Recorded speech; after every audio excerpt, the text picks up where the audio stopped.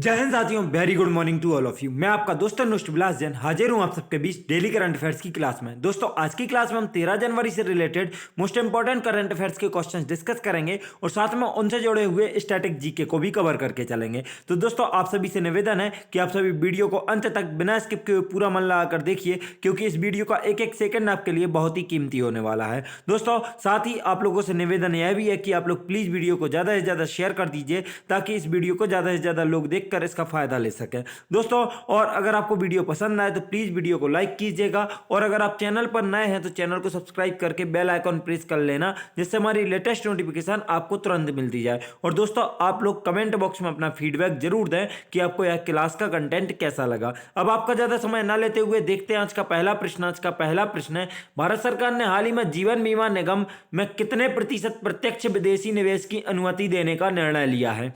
आपके ऑप्शन है ए 30%, बी 40%, सी 20% और डी 10%। तो दोस्तों, याद रखिए, भारत सरकार ने हाल ही में जीवन बीमा निगम मतलब LIC में हाल ही में 20% प्रत्यक्ष विदेशी निवेश FDI फॉरेन डायरेक्ट इन्वेस्टमेंट की अनुमति देने का निर्णय लिया है। दोस्तों, यह विदेशी मुद्रा प्रबंधन नियम FEMA में संशोधन करके किया जाएगा। वर्तमान में बीमा क्षेत्र में 74% FDI की अनुमति है। हालांकि यह LIC पर लागू नहीं होता, क्योंकि इसका अपना कानून है। तो दोस्तों, याद रखिए, LIC को कितने प्रतिशत अलाउ किया गया है? 20%। दोस्तों, अब नजर डालें LIC की तरफ, तो LIC का मुख्यालय मुंबई में स्थित है। इसकी स्थापना 1 सितंबर 1956 को हुई थी। वर्तमान में LIC के अध्यक्ष MR कुमार तथा प्रबंध निदेशक BC पटनायक हैं। याद रखिए दोस्तों, LIC का मुख्यालय मुंबई तथा स्थापना 1 सितंबर 1956। स्थापना से क्वेश्चन बन जाता है LIC का, याद रखिए। देखते हैं आज का अगला प्रश्न। आज का अगला प्रश्न है, हाल ही में किसने मिशन अमानत लॉन्च किया है? आपके ऑप्शन है ए भारतीय रिजर्व बैंक, बी भारतीय वायुसेना, सी शिक्षा मंत्रालय और डी भारतीय रेलवे। तो दोस्तों, याद रखिए कि हाल ही में चर्चा में रहा जो मिशन अमानत जो लॉन्च किया गया है, वह भारतीय रेलवे की तरफ से मिशन अमानत लॉन्च किया गया है। एक्चुअली ट्रेन में जो आपके या किसी के भी सामान गुम हो जाते हैं, उनको ढूंढने के लिए, उस तक पहुंचाने में आसानी बनाने के लिए यह मिशन अमानत लॉन्च किया गया है।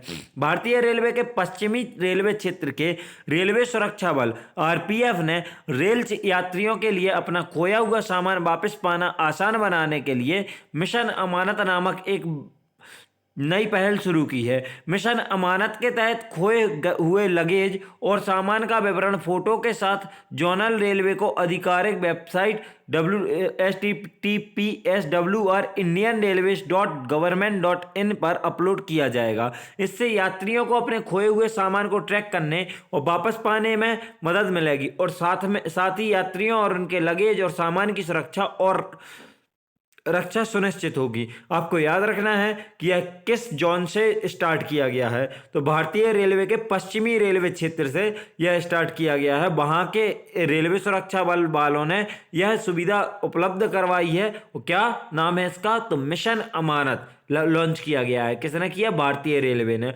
इसकी वेबसाइट भी आप बहुत अच्छे से याद रखें, जो दी गई है https://indianrailways.gov.in।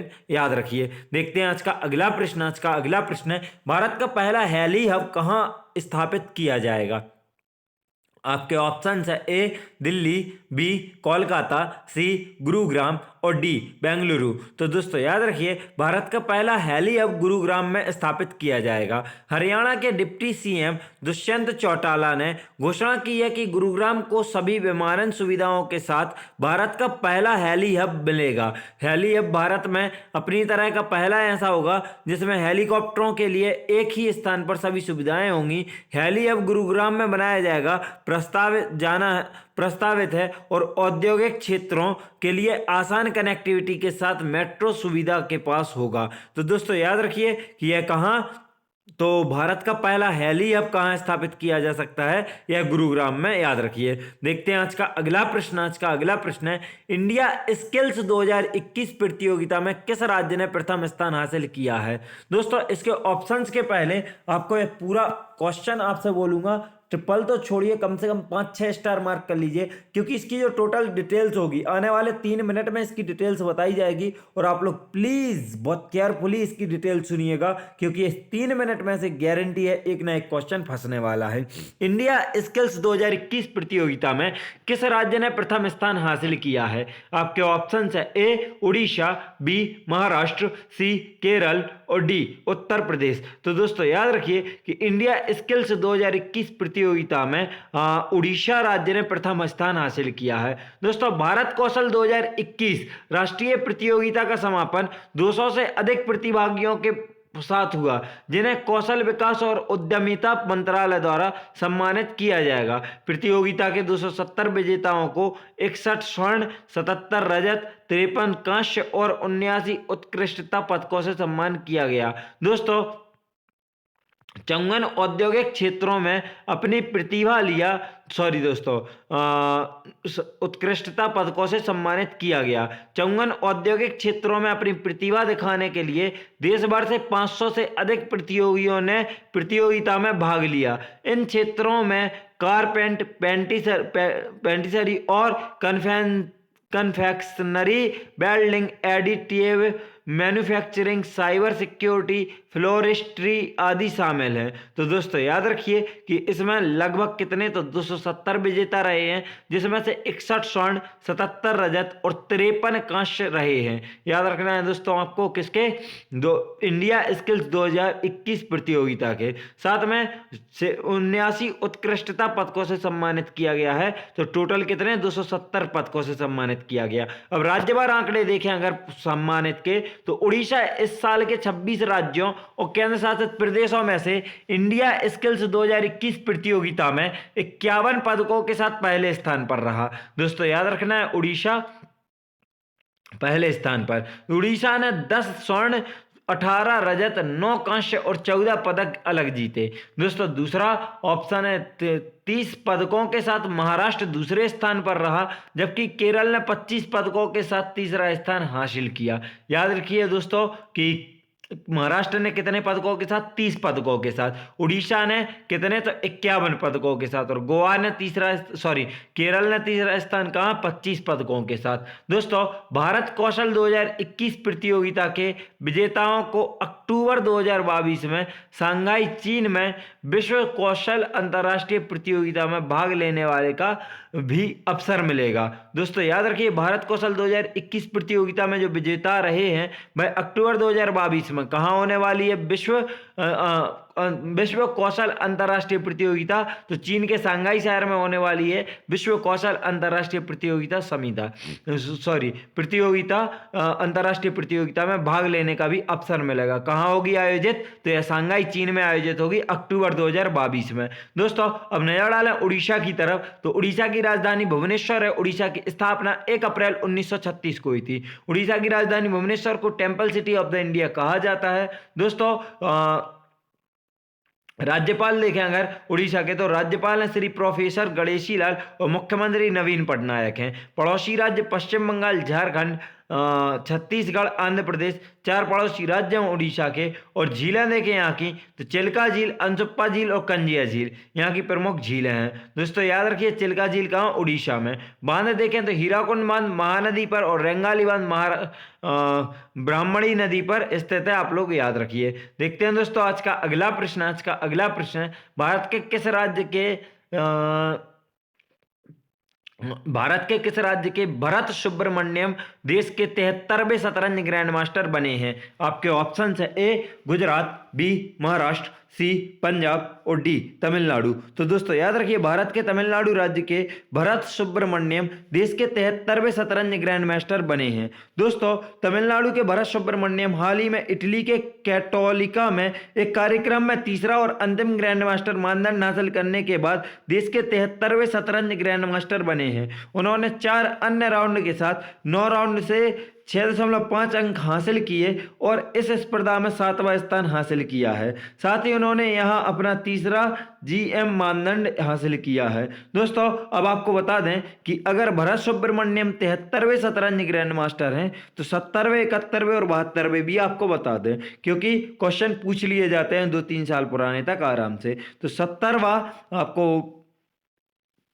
70वें शतरंज के ग्रैंड मास्टर हैं राजा ऋत्विक, जो कि तेलंगाना राज्य से हैं। 71वें ग्रैंड मास्टर हैं संकल्प गुप्ता, जो कि महाराष्ट्र राज्य से हैं। 72वें स्थान पर है मित्रभा गोहा, जो कि पश्चिम बंगाल राज्य से हैं। और इस साल के 73वें जो विजेता हैं, ग्रैंड मास्टर हैं, उनका नाम है भरत सुब्रमण्यम, जो कि तमिलनाडु से हैं, याद रखिए। देखते हैं आज का अगला प्रश्न। आज का अगला प्रश्न है, हाल ही में दिसंबर के लिए ICC player of the month का पुरस्कार किसने जीता है? आपके ऑप्शन है A Mitchell Starc, B Ajaz Patel, C Mayank Agarwal और डी केएल राहुल। तो दोस्तों याद रखिए, हाल ही में दिसंबर के लिए ICC player of the month का पुरस्कार एजाज पटेल को दिया गया है। दोस्तों भारत में जन्मे न्यूजीलैंड के क्रिकेटर, दोस्तों याद रखिए इनका जन्म भारत में हुआ है एजाज पटेल का, लेकिन ये न्यूजीलैंड की साइड से खेलते हैं। और यहाँ से क्वेश्चन बन सकता है कि आपको दिसंबर 2021 में जिसको ICC player of the month चुना गया वह किस देश का खिलाड़ी है, इस तरह से क्वेश्चन बन जाएगा। तो याद रखिए नाम देख के आपको भारत का नहीं समझना है या न्यूजीलैंड से खेलते हैं। दोस्तों एजाज पटेल ने मुंबई में दूसरे टेस्ट में विराट कोहली एंड कंपनी के खिलाफ 10 विकेट से शानदार प्रदर्शन के बाद दिसंबर के लिए ICC player of the month का पुरस्कार जीता है। बाएं हाथ के स्पिनर को भारत के सलामी बल्लेबाज मयंक अग्रवाल और ऑस्ट्रेलिया तेज गेंदबाज मिचेल स्टार्क के साथ पुरस्कार के लिए नामांकित किया गया था। दोस्तों तो याद रखिए नामांकन किस किस का था पुरस्कार के लिए, तो आपको अच्छे से याद रखना है दोस्तों कि भारत के सबसे पहले मयंक अग्रवाल और दूसरे ऑस्ट्रेलिया के मिचेल स्टार्क और तीसरे थे यह कौन, तो न्यूजीलैंड के एजाज पटेल, जिन्होंने यह ICC men's player of the month जीता है। देखते हैं दोस्तों आज का अगला प्रश्न। आज का अगला प्रश्न है, आईपीएल के टाइटल्स स्पॉन्सरशिप के लिए अगले 2 वर्ष के लिए निम्न में से किस कंपनी ने समझौता किया है? आपके ऑप्शन है ए टाटा ग्रुप, बी आदित्य बिरला समूह, सी इंडियन ऑयल कॉरपोरेशन और डी रिलायंस इंडस्ट्रीज। तो दोस्तों याद रखिए आईपीएल के टाइटल स्पॉन्सरशिप के लिए अगले 2 वर्ष के लिए अगले 2 वर्ष के लिए टाटा ग्रुप ने समझौता किया है। दोस्तों चाइनीज मोबाइल कंपनी वीवो को हटाकर टाटा ग्रुप आईपीएल का नया टाइटल स्पॉन्सर बन गया है। अब दोस्तों आपको बता दें कि जैसे वीवो आईपीएल बोला जाता था तो अब टाटा आईपीएल बोला जाएगा। टाटा ग्रुप ने आईपीएल के साथ बतौर टाइटल स्पॉन्सर 2 साल के लिए करार किया है। पीटीआई ने सूत्रों के हवाले से बताया कि टाटा ग्रुप दोनों साल के लिए करीब 670 करोड़ रुपए बीसीसीआई को भुगतान करेगा। वहीं वीवो टर्मिनेशन के तौर पर 454 करोड़ रुपए का भुगतान करेगा। इस तरह बीसीसीआई को अगले 2 साल 1124 करोड़ रुपए की कमाई होगी। याद रखिए दोस्तों वीवो आईपीएल का नया नाम क्या है? टाटा आईपीएल। कितने में करार हुआ है? तो 670 करोड़ रुपए में करार हुआ है, याद रखिए 2 साल का। देखते हैं दोस्तों आज का अगला प्रश्न। आज का अगला प्रश्न है, राष्ट्रीय युवा दिवस निम्न में से किस दिन मनाया जाता है? आपके ऑप्शन है ए 10 जनवरी, बी 11 जनवरी, सी 12 जनवरी और डी 13 जनवरी। तो दोस्तों याद रखें राष्ट्रीय युवा दिवस प्रत्येक वर्ष 12 जनवरी को मनाया जाता है। इस दिवस को मनाने का मुख्य उद्देश्य भारत के युवाओं के बीच स्वामी विवेकानंद के आदर्शों और विचारों को महत्व को फैलाना है। इससे ज्यादा अगर डिटेल्स आपको राष्ट्रीय युवा दिवस के बारे में चाहिए है तो हमारी चैनल पर आज रात में ही एक वीडियो अपलोड किया गया है, उसका लिंक आपको अभी आई बटन पर और बाद में एंड स्क्रीन पर दे दिया जाएगा, तो आप लोग देखकर वहां से राष्ट्रीय युवा दिवस के बारे में सब कुछ समझ सकते हैं। देखते हैं दोस्तों आज का अगला प्रश्न। आज का अगला प्रश्न है, इंग्लैंड के पूर्वी मिडलैंड्स में जुरासिक काल का कितने करोड़ साल पुराना समुद्री ड्रैगन का जीवाश्म इच्थियोसौर मिला है? आपके ऑप्शन है ए 10 करोड़ साल, बी 18 करोड़ साल, सी 25 करोड़ साल और डी 30 करोड़ साल। तो दोस्तों याद रखिए कि इंग्लैंड के पूर्वी मिडलैंड्स में जुरासिक काल के हाल ही में 18 करोड़ साल पुराना समुद्री ड्रैगन का जीवाश्म इच्थियोसौर मिला है। दोस्तों इंग्लैंड के पूर्वी मिडलैंड्स में जुरासिक काल का ऐसे समुद्री ड्रैगन का जीवाश्म मिला है जो असल में 18 करोड़ साल पहले धरती पर मौजूद मौजूद था। इस जीव का नाम इस्थियोशौर के में है। पहली बार ब्रिटेन में इसका काफ़ी हद तक सही सलामत जीवाश्म मिला है। इस जीवाश्म को सबसे पहले पिछले साल फरवरी में लीसेस्टरशायर स्थित रूटलैंड वाइल्डलाइफ ट्रस्ट के कंजर्वेशन टीम लीडर जो डेविस ने खोजा था। यह जीवाश्म करीब 33 फीट लंबा है।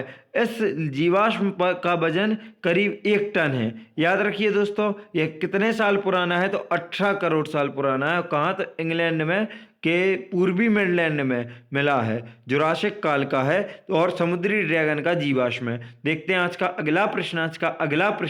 आज का अगला और आखिरी प्रश्न दोस्तों यही है। अमेरिकी राष्ट्रपति जो बिडेन ने हाल ही में किस देश में अमेरिकी राजदूत के लिए एरिक गॉरसेटी को मनोनीत किया है? आपके ऑप्शन है ए भारत, बी नेपाल, सी चीन और डी जापान। तो दोस्तों याद रखिए, अमेरिकी राष्ट्रपति जो बाइडेन ने हाल ही में भारत में अमेरिकी राजदूत के लिए एरिक गारसेटी को मनोनीत किया है। अब दोस्तों इसको अपोजिट में याद रखिए। अगर आपसे पूछा जाता है कि भारत में यूएसए अमेरिका के दोस्तों राजदूत कौन है वर्तमान में, तो आपको पता होना चाहिए कि भारत में अमेरिका के राजदूत वर्तमान में एरिक गारसेटी हैं, जो कि अभी अभी मनोनीत किए गए हैं। लॉस एंजलिस के मेयर एरिक गारसेटी को भारत में अमेरिका के अगले राजदूत के तौर पर नामित किया है। अमेरिकी संसद के उच्च सदन सीनेट से मंजूरी मिलने के बाद 50 वर्षीय गारसेटी मौजूदा राजदूत केनेथ जस्टर का स्थान लेंगे। दोस्तों यह किसका स्थान लेंगे अब वर्तमान में? तो केनेथ जस्टर जो कि राजदूत थे अमेरिका के भारत में, उनका स्थान लेंगे।